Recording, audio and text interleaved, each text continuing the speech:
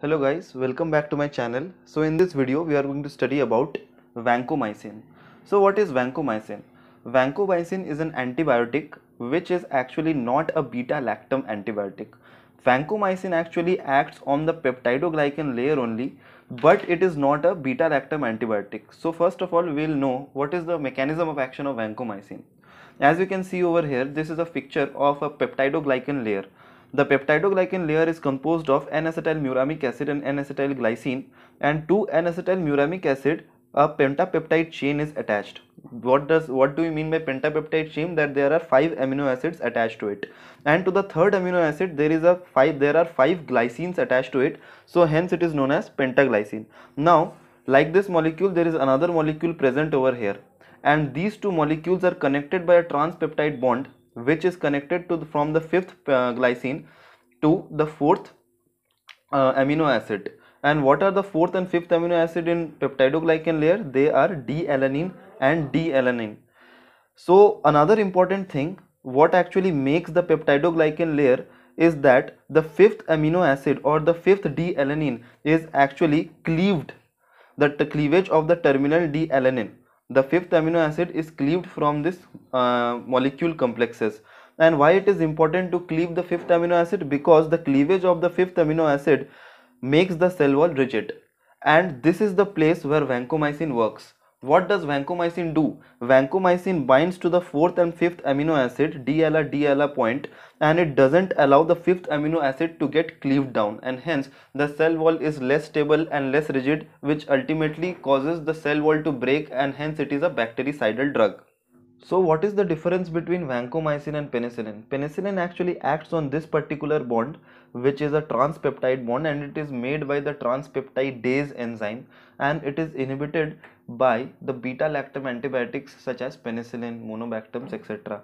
Whereas vancomycin, which is not a beta-lactam antibiotics, bind to the fourth and fifth amino acid and doesn't allow the fifth amino acid to get cleaved, because and the fifth amino acid cleavage is very important to make the cell wall rigid.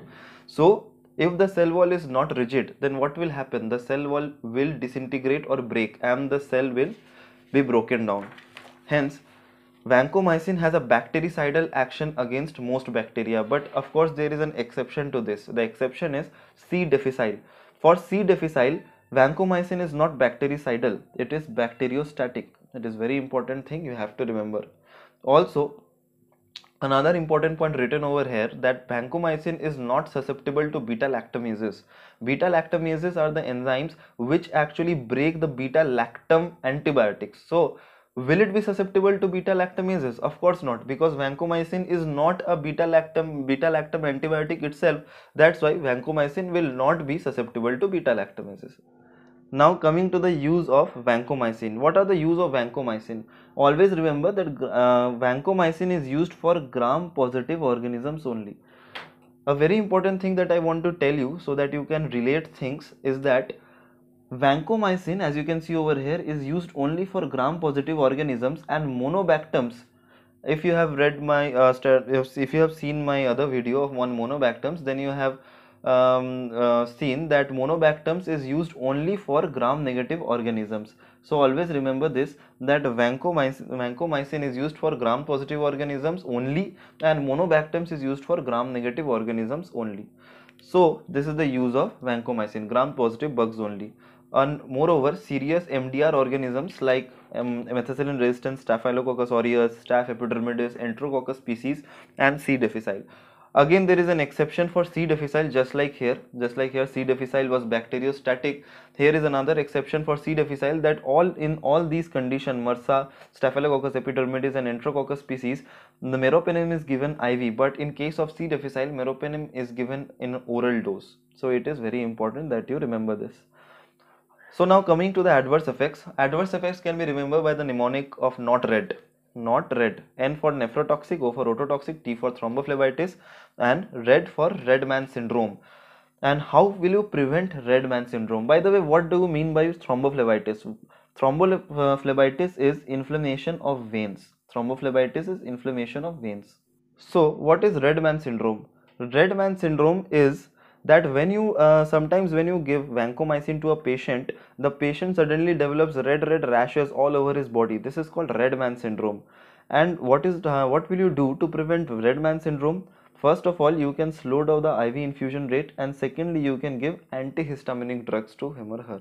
So this is the treatment of or prevention of red man syndrome. Now coming to the last part of this video, mechanism of resistance to vancomycin. See, I have again drawn that particular diagram which I have drawn earlier.